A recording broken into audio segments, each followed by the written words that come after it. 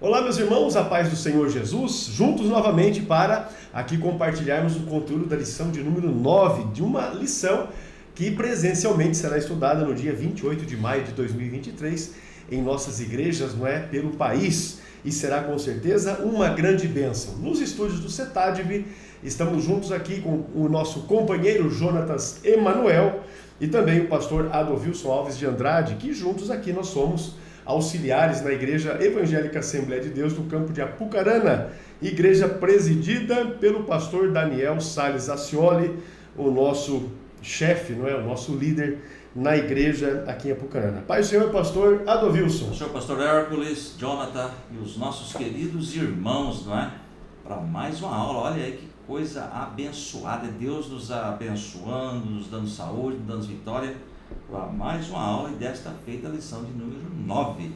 Maravilha, uma família nada perfeita, não é? Olha aí que coisa, o conteúdo abençoado que nós temos nesta lição de hoje. O texto áureo está em Gálatas, capítulo de número 6 e o verso de número 7, que diz assim, não erreis, Deus não se deixa escarnecer, porque tudo o que o homem semear, isso também ceifará. Esse é o texto áureo da lição de hoje. Veja que coisa aí.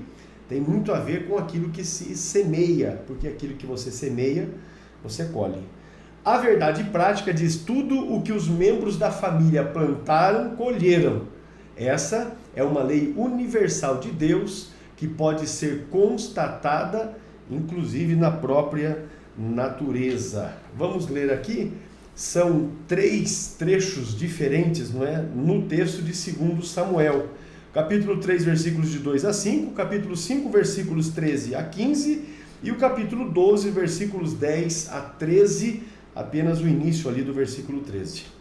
Pastor Adolfilson, fazendo a leitura juntamente com você, que pode nos acompanhar pela sua lição ou ainda através da sua Bíblia, caso você não tenha a lição em mãos.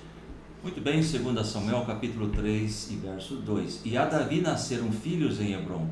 Foi o seu primogênito Amon, de Ainoã, a Jezreelita, e seu segundo, Quileade, de Abigail, mulher de Nabal, o Carmelita, e o terceiro, Absalão, filho de Maaca, filho de Talmai, rei de Gesur. E o quarto, Adonias, filho de Achite, e o quinto, Cefatias, filho de Abital, e o sexto, Itreão, de Egrá, também mulher de Davi. Estes nasceram a Davi em Hebrom. E tomou Davi mais concubinas e mulheres de Jerusalém, depois que viera de Hebrom, e nasceram a Davi mais filhos e filhas. E estes são os nomes dos que lhe nasceram em Jerusalém: Samua, e Sobabe, e Natã, e Salomão, e Ibar, e Elissua, e Nefeg, e Jafia. Agora, pois, não se apartará a espada jamais da tua casa, porquanto me desprezastes e tomastes a mulher de Urias, o Heteu, para que te seja por mulher. Assim diz o Senhor: eis que suscitarei da tua mesma casa o mal sobre ti, e tomarei tuas mulheres perante os seus olhos, e as darei a teu próximo, o qual se deitará com 2 mulheres perante este sol, porque tu o fizeste em oculto, mas eu farei este negócio perante todo Israel e perante o sol. Então disse Davi a Natã: pequei contra o Senhor. Muito bem, esta a leitura bíblica por meio da qual estará embasada o conteúdo da nossa lição, que tem 3 pontos aqui principais para que possamos tê-los como objetivos desta lição. No primeiro ponto da lição, o objetivo é apontar o papel de Davi como ungido e homem de Deus, bem como a extensão da sua família. No segundo ponto, o alvo é descrever pessoas chaves que apontam a disfuncionalidade na família de Davi, ou seja, a falta de preenchimento dos papéis ali dentro da família. Isso trouxe disfunções e nós vamos estudar a respeito. No terceiro ponto, que fala do problema moral na família de Davi, nós vamos refletir a respeito deste problema moral que aconteceu na família de Davi, que trouxe repercussões muito negativas e problemas que se estenderam, não é, durante todo o reinado de Davi, inclusive posterior também. A palavra-chave de hoje, o pastor Adovilso já vai trazer aqui um comentário a respeito de seu significado. Muito bem, a palavra-chave negligência, né? E o que significa um homem negligente com relação aí ao papel de Davi e também dos seus filhos, né? Ser um homem negligente, ser negligente é uma característica daquele que é indolente, preguiçoso, inerte, daquele que se ausenta no momento de exercer as suas obrigações. Negligente significa desleixo, descuido, falta de zelo, falta de aplicação ao realizar determinada tarefa, é agir com irresponsabilidade ao assumir um compromisso, porque ele teve vários filhos, nós vamos estudar agora, e não se preocupou com a educação, com a orientação desses filhos. Então, com relação a Davi aqui, negligente. Muito bem, vamos lá avançar para a introdução da nossa lição de hoje, que, a despeito de ter sido um grande rei e também um grande líder em Israel, Davi não foi ou não agiu ou não teve o mesmo êxito também na função paternal, ou seja, na sua casa as coisas não foram tão bem quanto o reinado, quanto as suas conquistas e realizações enquanto rei. Nesta lição nós vamos estudar a respeito das consequências. Fixe esta palavra aí, consequências que uma família pode sofrer quando os pais não assumem os papéis que Deus espera deles. Ou seja, se você fizer ou deixar de fazer, as consequências são certas, e nós vamos estudar na lição a respeito da lei da semeadura. A história dramática dos pecados ocorridos da família de Davi pode nos fazer refletir e tem muito a nos ensinar. Então nós vamos verificar no estudo dessa lição que esta família não era funcional. Neste sentido, para que os irmãos tenham uma melhor compreensão, o fato de não ser funcional é porque os membros dessa família não desempenhavam os seus papéis ou cumprindo a função para cada um dos papéis. O pai não desenvolveu o seu papel, certamente que as mães dessa filharada toda que Davi arrumou também não desempenhou o seu papel, até porque havia interesses, não é? Por trás disso, uma vez que essa gente toda, tanto as esposas quanto os filhos que essas mulheres tiveram, eram filhos do rei, e aí você faça ideia da quantidade de interesses obscuros, inclusive, e outros não tão obscuros, mas declarados, que se havia nesse sentido. E por causa também, especialmente, das omissões de Davi. Davi foi um pai omisso quanto mais. Ele presenciou os episódios, né, que nós vamos estudar a respeito do incesto, também de rebelião e de morte na sua família, e eu não vou nem dizer que pouco fez, ele nada fez, e as consequências foram drásticas, infelizmente. Pastor Adovilso, ponto de número 1, o rei Davi e sua grande família. Interessante, o tópico 1 e o subponto 1 fala de Davi ungido por Deus. Lembrando sempre que Davi foi rei, foi poeta, foi guerreiro, enfim, foi um homem segundo o coração de Deus. Por 2 vezes aparece isso, essa escritura, não é? Na nossa Bíblia, homem segundo o coração de Deus, não é? E o livro de 1 Samuel mostra a decadência do reinado de Saul, o primeiro rei de Israel que reinou durante 40 anos, não é?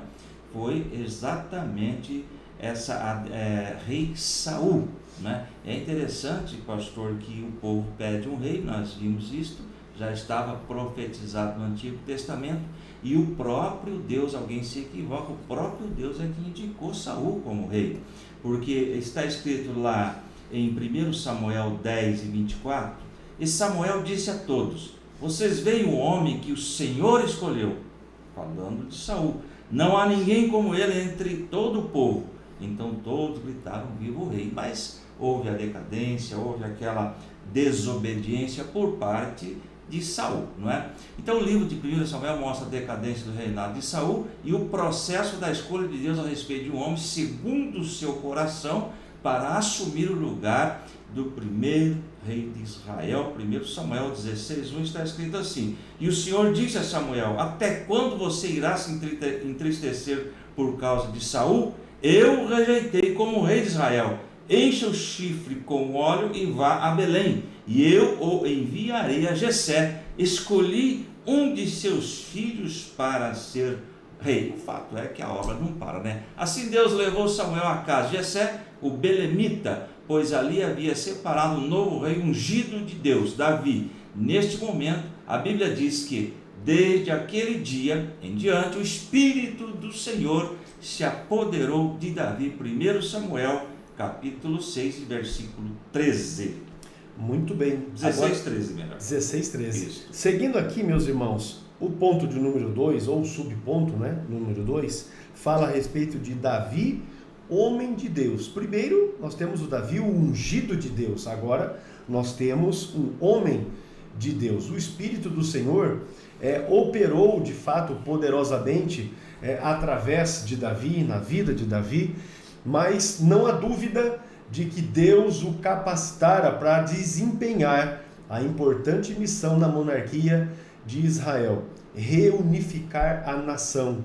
E isso nós vamos entender porque o povo já estava se afastando de Deus e cada um tomando rumos ignorados. E Davi, então, uma vez que assume o reinado, ele reunifica todo o povo, toda a nação, e a partir de Jerusalém, onde o seu reino ficou fixado e dali estabelecido com a sua residência e tudo mais, ele então estendeu os domínios de Israel, porque Saul realizou as suas conquistas, obviamente Saul como rei, mas nós sabemos de todo o desdobramento que houve neste ponto, e aí então quando Davi assume, ele amplia. Isso é muito possível de você, numa leitura bem simples, verificar as conquistas, não é, que Davi realizou de reinos vizinhos ali à terra de Israel. Ao longo dos capítulos do livro de 2 Samuel, nós constatamos que o rei Davi foi bem sucedido no seu propósito. Paulatinamente, as tribos foram reconhecendo a sua autoridade real. O texto de 2 Samuel, no capítulo 2, os versículos 4 a 5 dizem assim, então vieram os homens de Judá e ungiram ali Davi rei sobre a casa de Judá, e deram avisos a Davi dizendo, os homens de Jabes Gileade são os que sepultaram Saul. Então enviou Davi mensageiros aos homens de Jabes Gileade, e lhes disse, bendito sejais vós do Senhor, que fizestes tal benevolência ao vosso Senhor, a Saul, e o sepultastes. Aí quando você avança para o capítulo 5 e os versos 1 a 3, aí você vai ter o momento de que ele passa a ser rei sobre todo Israel. Então todas as tribos de Israel vieram a Davi, a Hebrom, e falaram dizendo, eis-nos aqui, teus ossos e tua carne somos. E também dantes, sendo Saul ainda rei sobre nós, eras tu o que saías e entravas com Israel, e também o Senhor te disse, tu apacentarás o meu povo de Israel, e tu serás chefe sobre Israel. Assim, pois, todos os anciãos de Israel vieram ao rei, a Hebrom, e o rei Davi fez com eles uma aliança em Hebrom, perante o Senhor, e ungiram Davi rei sobre todo Israel. Então você verifica aqui que de fato Davi foi colocado num primeiro momento, não é, apenas rei em Hebrom, não é, na parte sul aqui dos termos de Israel, e depois então toda a nação reconhece o seu reinado. Então isso é algo que nós precisamos destacar. Pastor, muito bem colocado. Pode falar. Com relação a isso, nós costumamos falar assim, que Davi ele reinou 40 anos, não é? Com o reino unido, mas na realidade, quando nós lemos aqui, 2 Samuel 2:11, que ele diz lá que ele governou por 7 anos e 6 meses Hebrom, o senhor acabou de falar. Isso. Então depois sim, foram mais 33 anos sobre todo o resto. Exatamente, então sempre existe essa colocação que nós devemos lembrar. Não foi 40 anos sobre Exatamente. tudo. 7 anos e poucos meses, 6 meses, se não me engano, Exatamente. sobre a parte 7 anos e 6 de meses. 6 meses sobre Hebron ou em Hebron, Depois, tendo ali uma pequena rebelião liderada por Isbosete, que era um dos descendentes de Saul, e depois disso, então, completa o seu reinado, fechando esse tempo de 40 anos sobre toda a nação de Israel. Assim foi que Davi conseguiu unificar a monarquia, se fazendo vitorioso em tudo aquilo que o Senhor concedeu para que ele pudesse realizar, que pudesse fazer em benefício do seu povo. Agora o subponto 3, a grande família de Davi, e é aqui que começam os problemas. O tópico 1 e o subponto 3, a grande família de Davi. Entretanto, a despeito do rei Davi ser ungido por Deus e o homem segundo o seu coração, essa questão aí de segundo o coração, ele tinha intimidade com Deus, iria governar Israel de acordo com a orientação de Deus, faria com que o povo buscasse a Deus. Então veja bem que interessante essa frase, né? Essa colocação segundo o seu coração. Ele entendeu que podia ter várias esposas e concubinas. Pastor, aqui entra a questão. Naturalmente, com todos esses casamentos, Davi teve mais de 20 filhos. São mencionados alguns e alguns não são mencionados, portanto não se sabe ao certo a quantidade de filhos que Davi teve. Ao ter tantos filhos e filhas, acabou caindo na displicência com eles. Pastor, aqui está a colocação que nós, homens, seres humanos, sofremos por não obedecer à palavra do Senhor, porque em Deuteronômio 17 está lá, pastor, especificado os deveres do rei, ou normas de Deus para o rei, e um deles, pastor, lá em Deuteronômio 17 está escrito assim: ele, o rei, né, não deverá tomar para si muitas mulheres, né? Se o fizer, desviará o seu coração. Também não deverá acumular muita prata e muito ouro. Orientação de Deus já para quem assumisse o reinado. Porém, não se preocuparam com as orientações de Deus, é que nós vamos ver agora as consequências que levaram a isto. Eu sempre digo, pastor, que o plantar é opcional, porém a colheita é obrigatória. E essa vai acontecer. E nós vamos ver as como consequências. Evitar, né? O senhor pediu para frisar lá no começo, né? Com certeza, as consequências são trágicas, né? Ele priorizou apenas os assuntos ligados ao reinado, à administração, às conquistas, as pelejas, as batalhas, as muitas vitórias, e isso ele de fato realizou com maestria. As suas conquistas territoriais, com muitas guerras e tal. Porém, a gente lendo o texto de 2 Samuel, você vai observar que ele se esqueceu de que tinha família, e esse era um problema, famílias, não era uma família, eram famílias em toda parte, porque ele ia tomando mulheres, seguindo na verdade exemplo dos reinos vizinhos, que era já também uma observação feita pelo próprio Samuel, quando o povo clamou pedindo um rei. Falou: olha, vai ter problema esse negócio. Deus deixou claro, porque as nações vizinhas tinham reis, o povo via como eram as coisas lá nos reinos vizinhos e cobiçaram, e a desgraça veio sobre eles. Os seus filhos tornaram-se problemáticos em suas vidas pessoais. Veja lá que coisa que nós temos aqui nesta lição, e vamos desenvolver a partir do segundo ponto. Agora nós vamos aqui para a sinopse e depois um intervalo. O rei Davi era um homem ungido e de Deus, entretanto, a sua família fugiu ao ideal divino, ou seja, ficou muito distante daquilo que era o plano ou propósito de Deus. Nós vamos para um intervalo e ao retornarmos, vamos falar sobre os filhos e parentes que haviam na casa de Davi.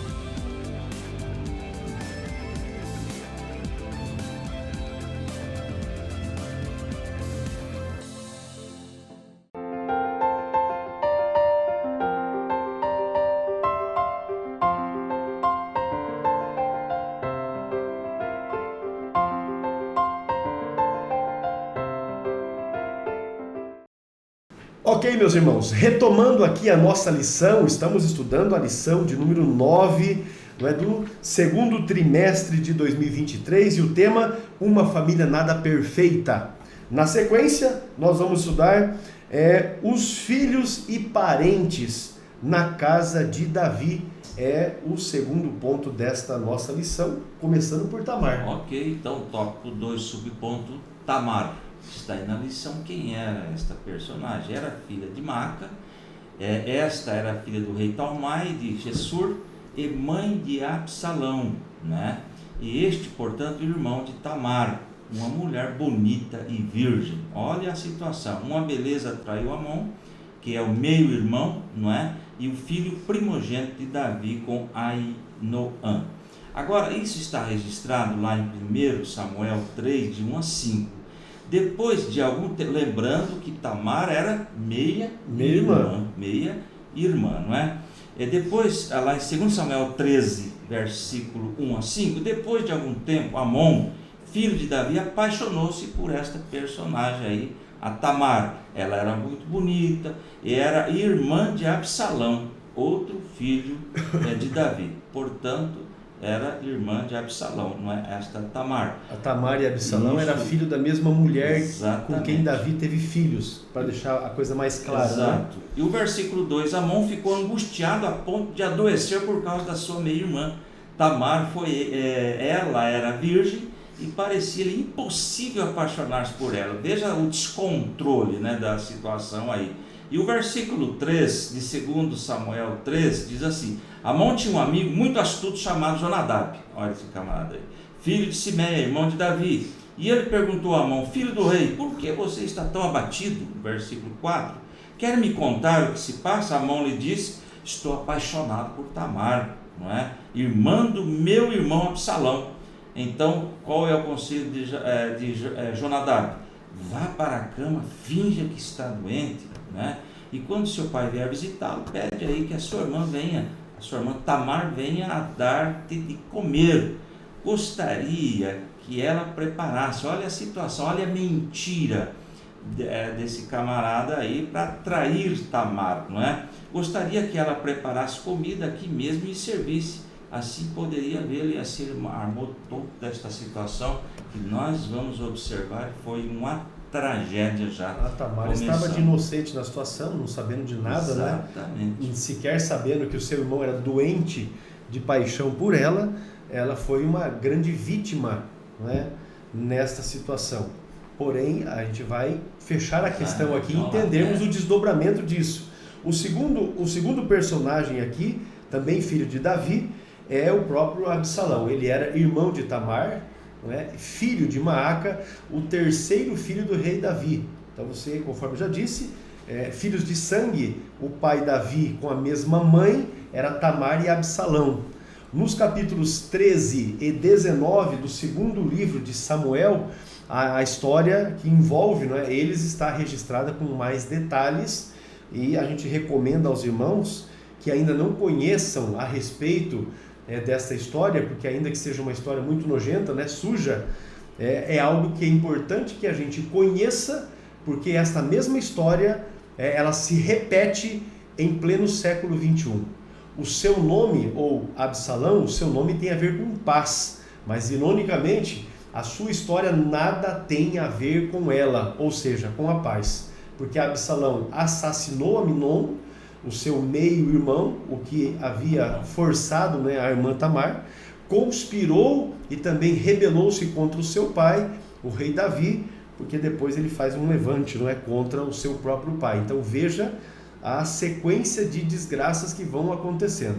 Agora, o terceiro personagem, que é exatamente o Amnon. Bom, Amnon, lembrando, pastor, que depois que ocorreu esse estupro, não é? Passou-se 2 anos, Absalão guardou tudo isso em seu coração. Nós vamos ver agora o desdobramento daqui a pouquinho. Tópico 2, o subponto 3, Amnon. Quando Davi ainda não havia assumido o trono de Israel, mas já era escolhido de Deus para reinar, casou-se com Ainoã, né? Ainoã, melhor, e gerou Amnon, Feito homem entre outros irmãos nascidos, Amnon demonstrou ser desajustado, esse camarada aí que fingiu estar doente, emocionalmente e dominado por paixões carnais. Foi por causa deste comportamento que ele se apaixonou doentiamente por sua meia-irmã Tamar. Amnon ficou doente de angústia e de desejo incontinente por ela, e por isso não comia nem bebia, totalmente dominado por essa paixão e ao mesmo tempo desconhecida por Tamar. É isso que o pastor falou, ela não tinha noção do que estava acontecendo. E lá em 2 Samuel 13:2, Amnon ficou angustiado a ponto de adoecer por causa da meia-irmã Tamar, pois ela era virgem e parecia-lhe impossível aproximar-se dela, mas sempre... Com certeza, é porque o doente na questão era ele, né? Não ela. Ele era doente, ele era o indivíduo completamente desajustado e tinha essa paixão pela sua irmã. A sua irmã, de fato, o via como um irmão, tão somente como um irmão. Então veja como as coisas vão acontecendo. Até aqui, então, nós temos a Tamar, que é a vítima dessa situação, o Absalão, o irmão dela, e o Amnon, que é exatamente o agressor, vamos colocar assim, porque foi ele quem promoveu esse incesto, né, esse estupro. Aí nós temos um quarto personagem, que é exatamente o Jonadab, um conselheiro do mal, e é exatamente ele que era primo de Amnon, não é? Ele era filho de Simei, irmão de Davi. Ele, conforme nós temos o registro bíblico em 2 Samuel 13 e o verso 3, você percebe que ele era um indivíduo astuto.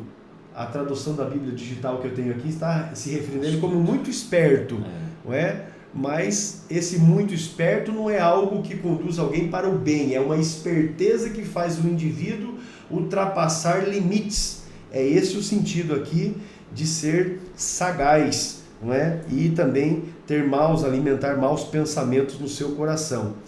O mal, ele atrai sempre o mal, e é por isso que ele induziu Amnon a satisfazer essa sua paixão com um plano mentiroso que envolvia Davi, envolvia Tamar, que acabou sendo a vítima dessa situação. Nesse texto que nós temos aqui nos referido a ele, no segundo livro dos Reis, segundo livro de Samuel, capítulo 13, a partir do versículo 5, discorre essa história até o verso 11.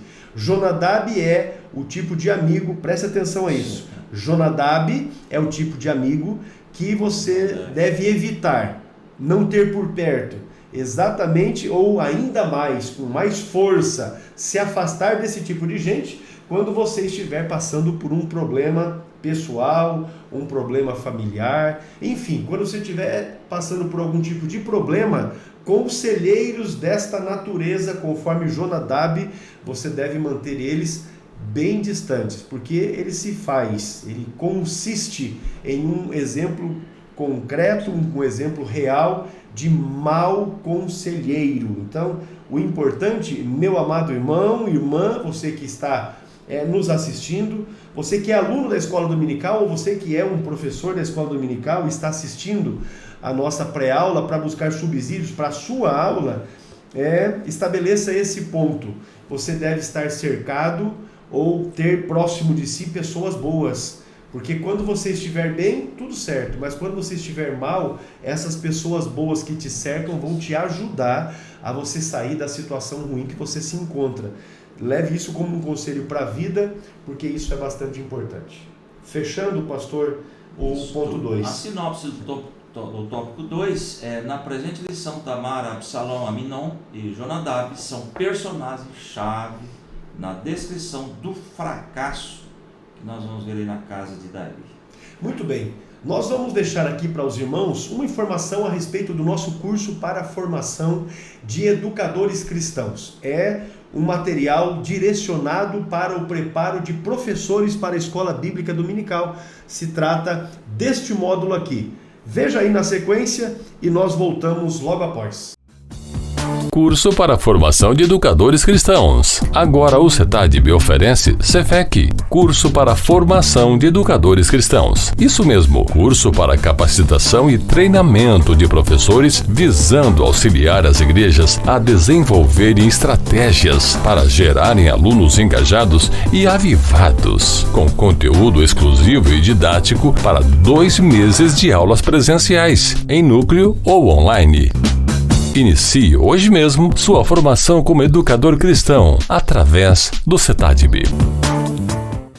Muito bem, o tópico 3, o problema moral na família de Davi. Então nós já vemos a situação de Davi, não é? Já vimos também os filhos de Davi e os pecados que envolveram, não é? Os seus filhos aqui, nós mencionamos Tamar, Absalom, Aminon e também o péssimo conselheiro Jonadab, mas agora nós precisamos verificar exatamente o problema moral que se instalou na família de Davi por causa de pecados que não foram muito bem tratados, não é? Falhas, erros que não foram tratados. Então, meu pastor, no subponto 1 nós já temos aqui algo que vai diretamente ao cerne deste problema, as consequências da falta de domínio próprio. Isto está no tópico 3, o subponto 1, o capítulo 11 de 2 Samuel relata o adultério do rei Davi. O capítulo 12 registra o confronto do profeta Natã ao pecado do rei. Nós conhecemos a história, Urias e a Batseba, enfim. Mesmo tendo reconhecido seu pecado de adultério, dissimulação e assassinato, o rei Davi não pôde evitar aquilo que o pastor pediu para gravarmos aí, consequências do seu pecado. Nosso Deus, Ele perdoa, mas as consequências virão. Eu estava lembrando que eu fiz uma cirurgia, pastor, recentemente da vesícula, e a cirurgia já está cicatrizando, vai ficar uma marca. E interessante que o pecado, Deus perdoa, mas vai ficar uma cicatriz, uma marca, não é? Incisivo e fiel à mensagem divina, o profeta Natã disse ao rei: eis que suscitarei da tua mesma casa o mal sobre ti. Então o que ocorreu agora vai ocorrer sobre a família, o que ele provocou agora virá sobre a família de Davi, né? E tomarei tuas mulheres perante os teus olhos, as darei ao teu próximo, o qual se deitará com as suas mulheres perante este sol, segundo Samuel 12:11. E Davi era um homem que ele errou, só que ele pedia perdão e Deus entendia que realmente ele se arrependia. É quando lemos lá o Salmo 51, Davi extremamente arrependido, Deus olhava realmente, o meu servo, ele está com este sentimento, porém, as consequências viriam. Vamos fixar um pouco mais a respeito desse assunto. A diferença de Saul para Davi é exatamente a contrição, não é? Saul pecou, ele foi confrontado pelo profeta Samuel e ele, não reconhecendo o seu pecado, ainda quis que Samuel fosse com ele ao sacrifício para que de repente não ficasse algo ruim diante do povo, o fato do profeta não estar junto com ele no sacrifício. Já o Davi, quando confrontado pelo profeta Natã, aí a situação que você vê já é diferente. Davi já cai em si, diz, de fato pequei. Agora, por que eu quero frisar algo aqui? Quando você lê o texto de 2 Samuel capítulo 11, você vai verificar assim, ó: decorrido um ano, no tempo em que os reis costumam sair para a guerra, Davi enviou Joabe, seus oficiais e todo Israel, e eles destruíram os filhos de Amon e sitiaram a cidade de Rabá, mas, diz o texto, Davi ficou em Jerusalém. Já é algo que destoa. Então você já vê que Davi aqui já estava com um negócio complicado. Por quê? Até o momento dele chegar a ser rei, quem ia para o campo de batalha era ele, quem ia para a guerra era ele, quem estava à frente, não é, comandando os exércitos era ele, ainda que tinha os seus líderes, mas ele estava ali presente.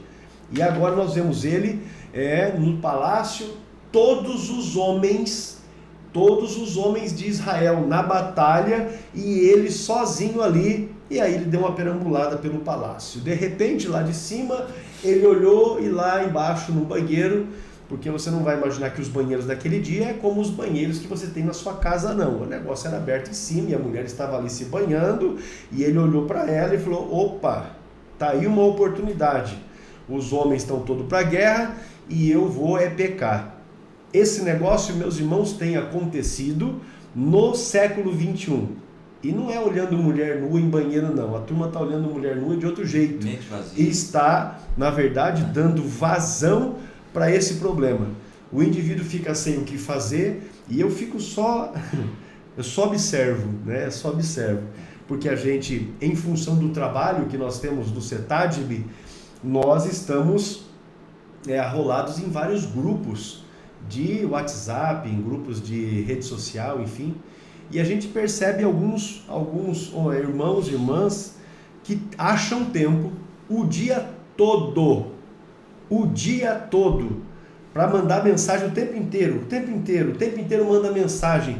E eu penso comigo, meu Deus do céu, o que esse povo faz da vida deles para ganhar sustento, para evangelizar, obreiros, enfim. Eu fico só pensando, então eu só observo.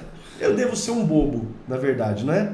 Devo ser um bobo nesse negócio, porque eu não dou conta, mas você observa que tem pessoas ali, tem grupos que se você ficar meia hora sem verificar o que aconteceu ali, junta 400 mensagens, e você observa as mesmas pessoas que ficam ali debatendo picuinhas, coisas que não levam ninguém a lugar nenhum e que não acrescentam nada, e aí geram envolvimentos ruins, e isso traz laço do maligno, e por isso pessoas que ficam ociosas estão sendo envolvidas pelo pecado.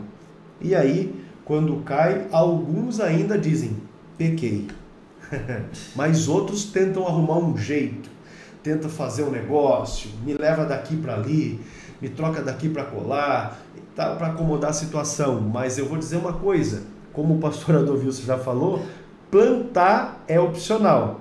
Mas uma vez que você plantou, vai chegar a colheita, meu irmão. A colheita, ela chega, não é? Não tem como você se esquivar. Vamos avançar aqui, meu pastor? Vamos lá. Porque eu já falei demais, não foi? Pastor, sobre essa colocação ainda, lá em 2 Samuel 12:13, então Davi disse a Natã: pequei contra o Senhor. E Natã respondeu: o Senhor perdoou o seu pecado, você não morrerá. Mas tem uma outra tradução também com relação a isso que o senhor comentou, lá em 2 Samuel 12:11. Assim diz o Senhor: de sua própria família trarei desgraça sobre você. Tomarei as suas mulheres diante dos seus próprios olhos e darei a outro, e ele se deitará com elas em plena luz do dia. Olha a situação. E lá no versículo 12, 2 Samuel 12:12, olha o que Deus diz: você fez as escondidas, mas eu o farei diante de todo Israel em plena luz do dia. E isso aconteceu bem fácil. Isso aconteceu no segundo livro de Samuel, capítulo de número 16, e o versículo 21, e disse assim, ó: e disse Aitofel a Absalão: entra as concubinas de teu pai, que deixou para guardarem a casa, e assim todo Israel ouvirá que te fizeste aborrecível para com o teu pai, e te se fortalecerão as mãos de todos os que estão contigo. Estenderam, pois, para Absalão uma tenda no terrado, e entrou Absalão às concubinas de seu pai perante os olhos de todo Israel. Veja só que desgraça que estava prenunciada a partir do momento que Davi viu as coisas acontecerem e não tomou jeito, não é? E depois ele mesmo pecou e desgraçou ainda mais a sua família. Vamos avançar aqui, pastor, para a gente poder compreender o incesto, não é? O problema do incesto que gerou a morte. E aí você vai conseguir entender por que o pecado foi só potencializando. Muito bem, tópico 13.2, incesto e morte na família. Antes aí, incesto, relação sexual entre parentes consanguíneos. Isso é incesto, tá? Outro caso alarmante foi o pecado de incesto do filho mais velho de Davi contra a própria irmã Tamar. Nós já comentamos sobre isso. A consequência inevitável disso na família do rei foi o ódio alimentado ali, Então, o irmão, né, de sangue, né, de Tamar, Absalão, ele ficou guardando isso, não é? até matar o seu meio-irmão Aminon. Como vingança pelo abuso da sua irmã Tamar sofreu. Por 2 anos ele guardou essa mágoa. Ele disse assim: uma hora eu vou resolver essa questão. Então o relato de Aminon e Tamar está repleto de sagacidade, de sutileza e de mentira, a fim de atrair a inocente Tamar para o laço maligno. Você imagina que durante 2 anos, pastor Adolvilson, Absalão ficou buscando um meio, não é, um jeito de poder, vamos colocar assim, se lavar a sua alma em função do estupro que o meio-irmão Aminon havia praticado com relação à sua irmã, não é, a Tamar.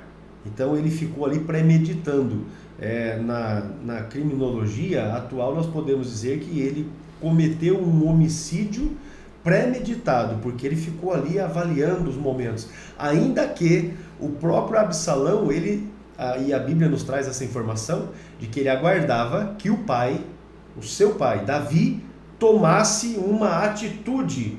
E o texto, quando você lê, não é, esse texto, desde o capítulo 13 até o fechamento dele, você vai verificar que Davi não fez nada.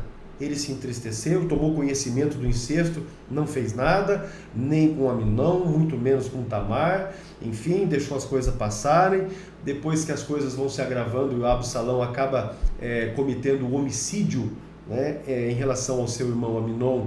O Davi também ficou nada. Depois que ele ficou 2 anos alongado, ele pediu que lhe trouxessem novamente o Absalão. Ele ficou, e o texto bíblico diz que por 2 anos ele ficou em Jerusalém, porém Davi não lhe olhou no rosto, Davi não viu ele, o Davi não procurou ele. Então você percebe que o relacionamento desta família estava completamente não havia. Exato. Vamos pôr assim para ficar mais fácil, né? Não havia relacionamento no meio dessa família. Era um negócio muito esquisito. Pastor, é interessante, outra vez aqui eu quero frisar isto: as consequências desastrosas devido à desobediência da orientação de Deus através da sua palavra. Lá em Levítico 18 tem lá orientações contra o incesto. Olha aí, deixar os mandamentos de Deus, porque quando nós obedecemos, nós vamos bem. Lá em Levítico 18, 9 diz assim: não se envolva sexualmente com a sua irmã, filha de seu pai ou da sua mãe, tenha ela nascido da mesma casa ou em outro lugar. Está aqui a orientação. Se obedecer, não tem problema. Se desobedecer, as consequências virão. Então veja bem que isso tudo é falta de valorizar aquilo que Deus diz para a vida na época, né? nesse contexto, e para nós hoje também. Muito bem, o texto de 2 Samuel 13, o versículo de número 11 diz assim: chegando-lhes para que comesse, pegou dela e disse-lhe: vem, deita-te comigo, irmã minha. Isso porque Aminon havia montado aquele teatro, não é? Até que isso chegou ao conhecimento de Davi, e Davi pediu que Tamar fosse até a casa dele e fizesse para ele uma refeição. E ela de fato fez. E quando ela foi servir a ele na cama a comida, ele então pegou dela, conforme diz o texto do versículo 11, e disse: vem, deita-te comigo, irmã minha. Porém ela lhe disse: não, irmão meu, não me forces, porque não se faz assim em Israel. Não faças tal loucura. Veja o verso 14. Porém ele não quis dar ouvidos à sua voz, antes, sendo mais forte do que ela, a forçou e se deitou com ela. Quando a Bíblia fala se deitou com ela, é porque teve relações sexuais com ela. Essa é a verdade. Depois Aminon a aborreceu com grandíssimo aborrecimento, porque maior era o aborrecimento com que a aborrecia do que o amor com que a amava. Ou seja, depois que ele se deitou humilhando a sua meia-irmã, ele a desprezou completamente. Então você observa que na verdade não existia nenhum tipo de amor. O que ele tinha era uma coisa demoníaca, diabólica, doentia. Era isso que de fato Aminon estava tendo nesse momento. A questão é: e Davi? Soube do fato. Diz a Bíblia que ele soube do fato, irou-se, mas não fez nada. Em suma, Uma das consequências trágicas desse comportamento de Davi foi exatamente aquela tragédia que já havia sido anunciada na sua família. Absalão, conforme diz o texto a partir do versículo 27, se organizou de forma a matar o seu meio-irmão, porque o texto diz assim, segundo Samuel, capítulo 13, e o verso 27, e instando Absalão com ele, deixou ir com ele a Amnon e a todos os filhos do rei. E Absalão deu ordem aos seus moços, dizendo, tomai sentido, quando o coração de Amnon estiver alegre do vinho, e eu vos disser, feri Amnon, então o matareis. Não temais, porventura não sou eu quem vô-lo ordenou? Esforçai-vos e sede valentes. E os moços de Absalão fizeram a Amnon, como Absalão lhe havia ordenado. Então todos os filhos do rei se levantaram e montaram cada um no seu mulo e fugiram. Veja que agora a desgraça ela estava já consumada. Davi havia pecado com a Batseba, o próprio Amnon estuprado a sua irmã Tamar, agora o Absalão, para lavar a alma, não é, da sua meia-irmã, ele vai e mata o seu irmão Amnon, um quadro todo fechado de desgraça, e o rei Davi só assistiu.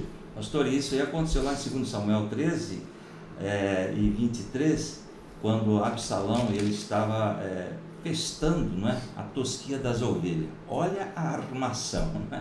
No versículo 13 e 23, e no 25 ele vai até Davi, Davi, meu pai, eu quero que vocês vão lá festejar Vamos fazer uma festa, todos os irmãos juntos. Lá em 25, e no 13 e 25, aí Davi fala assim, não, meu filho, será muito dispendioso, é muito gasto, nós não vamos não. Porque a família era grande, né? Mas em 2 Samuel 13 e 26, né,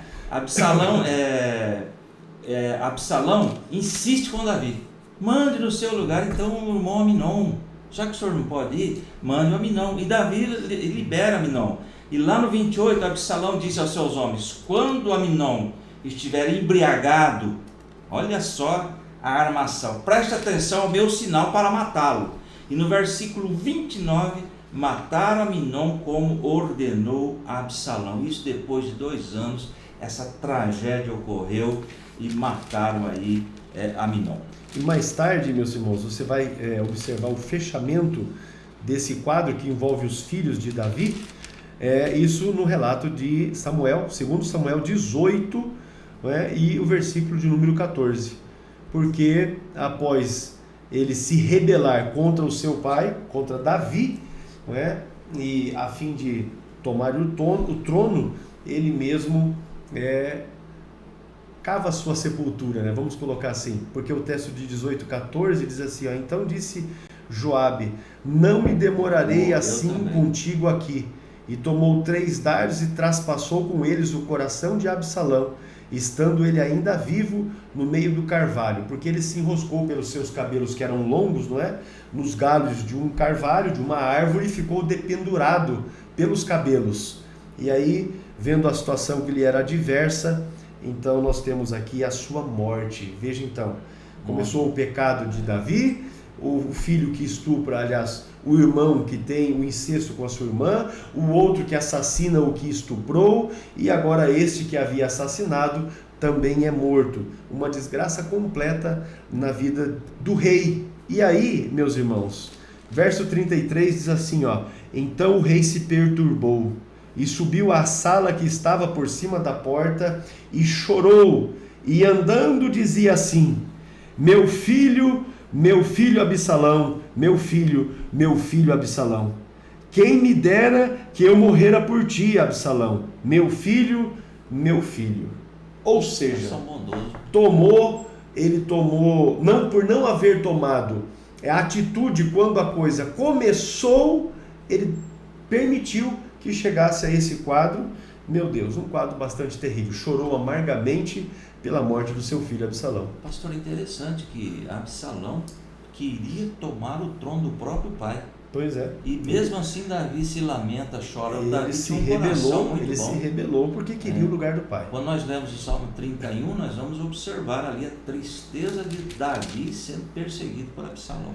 Muito bem, olha, quando você lê, não é, a respeito disso, você observa que Absalão também estava cercado por gente ruim, né? Também, no sentido de que eram péssimos conselheiros e que disseram para ele, não, vai lá, pai, você tem condição de assumir o trono no lugar do seu pai, não é? E aí ele se posicionou desta forma. E aqui nós podemos dar uma aplicação para a questão familiar, não é? Porque isso é de fato um problema nos nossos dias, mas nós também podemos dar uma aplicação para a questão ministerial, porque há muitos filhos que se rebelam, filhos ministeriais, que se rebelam contra os seus pais ministeriais e que por vezes ainda tentam lhe tomar a posição no ministério. E o que a gente tem observado ao longo dos anos, eu com um pouco mais aí de 30 anos de ministério, ainda novo, né, nesse sentido, mas o que a gente observa é que esse tipo de coisa não prospera. Deus não faz ou não concede meios para que prospere. O problema sempre alcança, não é, o problemático. Muito bem, o tópico 3, o subponto 3, vigilância, proximidade e exemplo. Essa história do problema aí moral da família de Davi ensina todos os pais a respeito da importância da vigilância, da proximidade e do exemplo na família, união na família.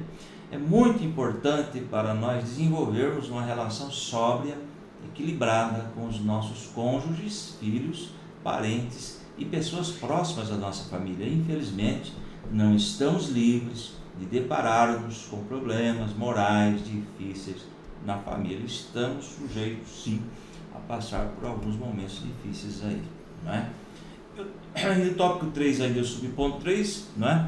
Por isso é preciso que os pais façam a sua parte, acompanhando de perto o que acontece nos lares. Sobretudo, fazendo isto, não é? Temos aí por meio do exemplo de quem busca viver para a glória de Deus dentro de casa.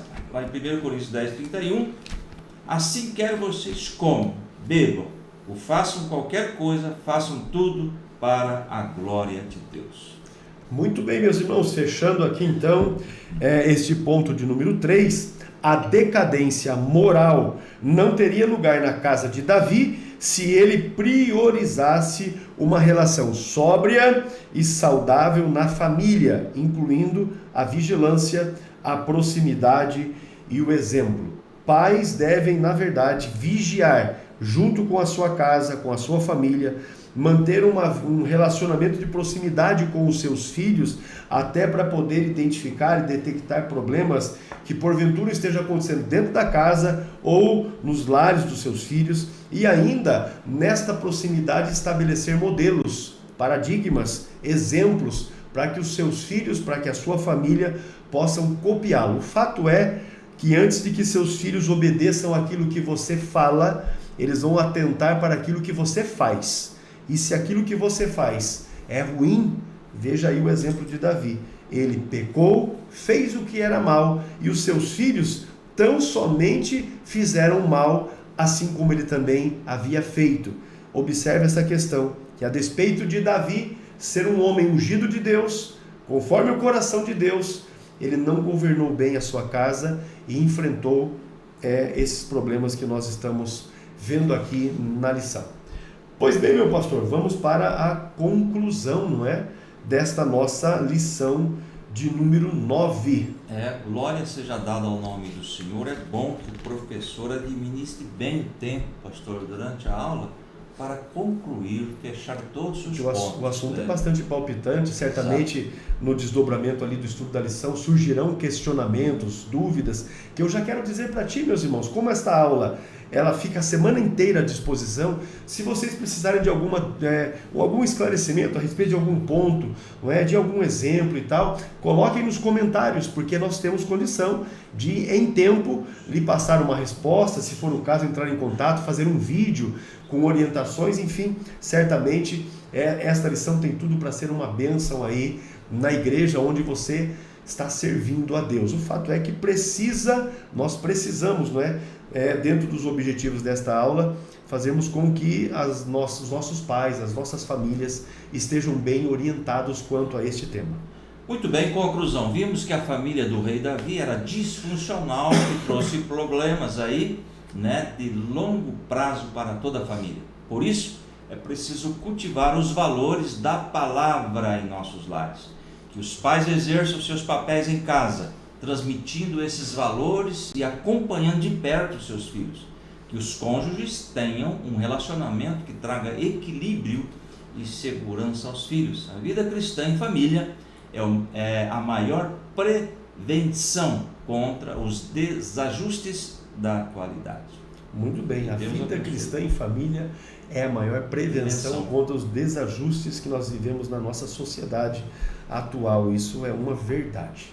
Meus irmãos, queremos aqui, em nome de Jesus, agradecer a cada um de vocês que chegaram até o final desta aula da lição de número 9 conosco aqui. Agora, o que nós temos a pedir aos irmãos é que nos ajudem compartilhando o conteúdo desta aula com outros irmãos, com pessoas que você conheça, obreiros, que estejam à frente dos trabalhos da escola dominical, ou mesmo com outros irmãos que desejam aprender a respeito desta lição para estarem ainda mais afiados, não é, para a aula do próximo domingo. O fato é que, se você nos ajudar neste trabalho, nós com certeza alcançaremos outros irmãos e irmãs por meio do trabalho que nós realizamos aqui, carinhosamente, a cada um de vocês. O Senhor abençoe a vossa vida, a vossa família, a vossa casa, em nome de Jesus. Pastor Adolvilson, com as suas considerações finais. Muito bem, pela graça do Senhor, encerramos mais uma aula. Que Deus seja com todos, que tenhamos um excelente proveito do que foi estudado hoje. E lembre-se, vocês orem por nós, por esta obra, e nós oramos por vocês.